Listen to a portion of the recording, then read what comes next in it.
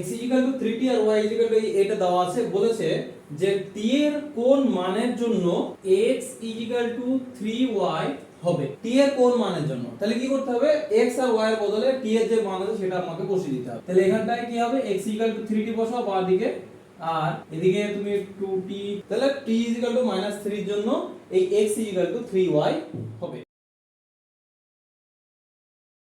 দুইটা বলেছে এই যে সমীকরণ দুটো দেওয়া আছে, বলেছে এইখানে দেখো y এর সহগে k আছে, বলেছে k এর কোন মানের জন্য সমীকরণ দুটোর কোনো সমাধান থাকবে না। আমরা পড়েছিলাম কি কোনো সমাধান থাকবে না কখন, যখন সরলরেখা দুটো সমান্তরাল হবে। সরলরেখা দুটো সমান্তরাল কখন হবে না, এর সহগ কি 2/2, এর সহগ বা এর সহগ কত 5/-k, এটা ইকুয়াল হয়ে যাবে। ওটা কি হবে, ইকুয়াল হবে। তাহলে k এর মান কত হবে এখান থেকে, k -5। তাহলে k -5 হলে এই সমীকরণ দ্বয়ের কোনো সমাধান থাকবে না। এটা দেওয়া আছে, বলেছে এখান থেকে x আর y এর মান বার করতে হবে। আমরা জানি যে দুটো পূর্ণ সংখ্যার বর্গের সমষ্টি 0 হলে এই পূর্ণ সংখ্যা দুটো আলাদা আলাদা করে 0 এর সাথে সমান হয়। এটা আমরা আগে জেনে এসেছিলাম, আগে পড়েছিলাম। তোমরা যদি না বুঝে থাকো আমার আগের ভিডিওগুলো একবার দেখে নেবে। তো এইখান থেকে আমরা কি পাবো, যে x - 5 = 0 এবং x - y = 0। তাহলে এখান থেকে কি হবে, x = 5 আর এটা কি হবে, x = y = 5। তার মানে হয়ে গেল x = y = 5। এটা হয়ে গেল आंसर। তোমাদের এখানে আমরা অঙ্কটা কি করতে হবে সেটা আমরা জেনে নিচ্ছি। তোমাদের বারবার বলছি, আগেও বলেছি, এখনো বলছি, তোমাদের কোনো সমস্যা হলে ক্যালকুলেশনের ফরম্যাট বুঝতে না পারলে যে কোথা থেকে কি লিখতে হবে, কিভাবে লিখবো, কিভাবে মানে লেখাটা কিভাবে আমাদের লিখতে হবে সেটা তোমরা জানার জন্য ওয়েবসাইট ফলো করবে, ঠিক আছে? অবশ্যই ওয়েবসাইটটা ফলো করবে, কারণ এখানে আমরা কনসেপ্টটা বুঝবো। বেশি বুঝতে মানে বেশি এখানটায় আমি যদি লিখে বোঝাতে মানে লিখতে যাই তাহলে কি হবে, ভিডিওটা অনেক বড় হয়ে যাবে। তো এক একটা চ্যাপ্টারের জন্য ভিডিও প্রচুর বড় হয়ে যাবে, সেই জন্য আমি বড় না করে আমার যেহেতু ওয়েবসাইট আছে তোমরা সেখান থেকে ওটা ফলো করে নেবে। আমরা পড়েছিলাম কি দুটো সমীকরণের সমাধান কখন সম্ভব নয়, আবার বলো যে যখন এটা সমান্তরাল হবে। সমান্তরালের কি কন্ডিশন ছিল, এই যে সহগ a1/a2 = b1/b2 হবে। আবার কি হবে, c1 ≠ c1/c2। যদি ইকুয়াল হয়ে যায় তাহলে বলবো সমানুপাতিত, আর ইকুয়াল না হলে সমান্তরাল। তাহলে এখানে কি হবে দেখো, a1/a2 = b1/b2 ≠ c1/c2। আমরা এখানটা অ্যাপ্লাই করব।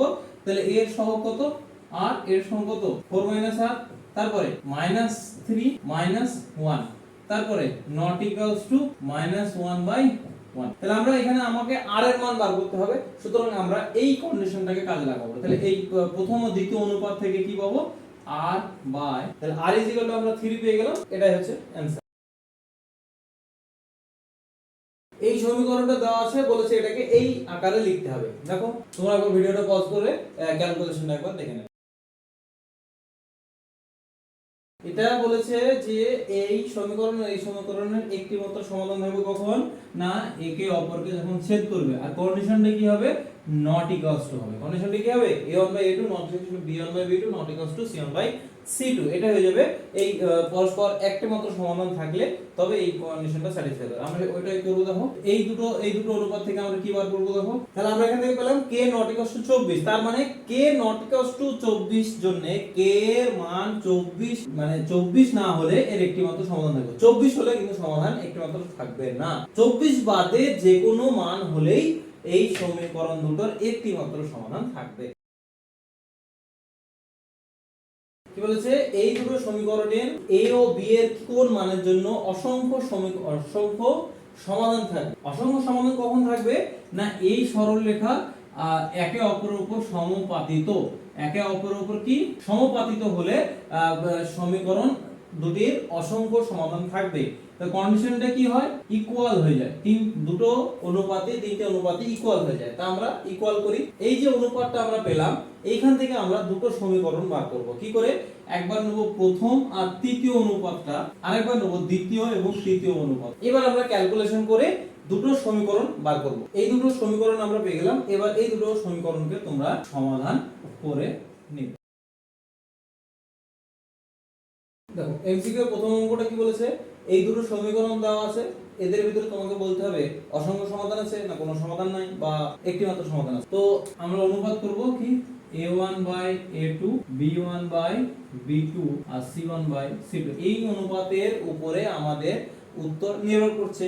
তো আমরা এখানে অনুপাতটা বার করব 4/7, তারপরে 3/-3, তারপরে হচ্ছে -7/-4। এটা কারোর সাথে সমান নয়, সুতরাং একটি মাত্র সমাধান থাকবে। তাহলে উত্তর কোনটা হবে? এর একটি মাত্র সমাধান, একটি সমাধান। দুই একটাও সেই একই ব্যাপার কি বলেছে, আমরা এবার অনুপাত বার করি। দেখো তাহলে অনুপাত সমান, তাহলে কি হবে? একে অপরের উপর সমানুপাতিত, সুতরাং অসংখ্য সমাধান আছে।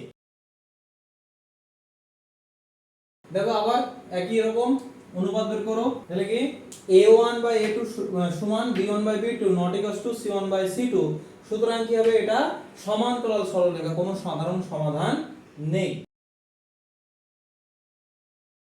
আচ্ছা, চারটা বলেছে নিম্নলিখিত সমীকরণগুলির একটি সমাধান 1 একটি সমাধান হবে। তো দেখো এই ধরনের অঙ্কগুলো খুবই সহজে হয়ে যায়, তোমাকে বোঝানোর জন্য আমি এখানটায় লিখলাম কিভাবে তোমরা এটা পর্যবেক্ষণ করবে।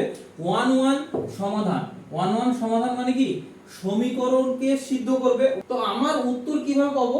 যে সমীকরণটি এই 1 কে সিদ্ধ করবে সেই সমীকরণের সমাধান হবে 1। তো দেখো এটা তো 1 বসাই ইকুয়াল টু 5, কিন্তু ডান দিকে কত আছে? 9। তো সুতরাং এটা হবে না। b এরটা কত হবে? দেখো 6 * 1, এটা কত হবে? 8, নট ইকুয়ালস টু 9, সুতরাং এটাও হবে না। d এরটা কত হবে? 4 * 1 + 6 * 1 equal to 10, not equals two 8, এটাও হবে না। এটা সুতরাং এটা হবে। তো এটা তোমরা দেখলে বুঝতে পারবে, এটা তোমাদের বোঝানোর জন্য আমি চারটে লিখে দেখালাম। দেখো 5 আর 6 এর অঙ্কর কনসেপ্ট একই। কি? তোমাকে সমীকরণ দিয়েছে, উত্তরে সমাধান দিয়ে দিয়েছে, বলছে কোনটি সমাধান হবে। তো এগুলো হচ্ছে খুবই সোজা, তুমি জাস্ট সমাধানটা বসিয়ে মানে সমীকরণটাকে সিদ্ধ করছে কিনা সেটা একবার চেক করলেই হয়ে গেল। এগুলো তুমি দেখেই বুঝতে পারবে যে এটা সিদ্ধ করবে না ওটা সিদ্ধ করবে। তো সব 5 আর 6টা তোমরা উত্তরে যে মান দেওয়া আছে সেগুলা সমীকরণে বসিয়ে সমাধান হচ্ছে কিনা মানে সিদ্ধ করছে কিনা সেটা একবার দেখে নেবে, তাহলে অঙ্ক তোমার হয়ে যাবে।